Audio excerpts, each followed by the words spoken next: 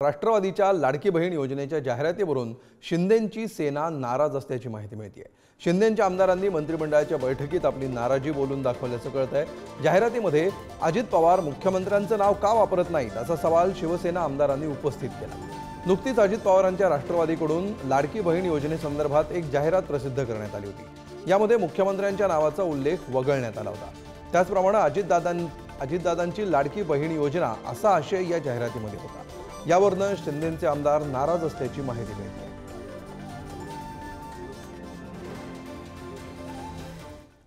दरम्यान शिवसेनेच्या नाराजीवर अजितदादांच्या राष्ट्रवादीचे प्रवक्ते उमेश पाटील यांनी काय प्रतिक्रिया दिली आहे पाहूया।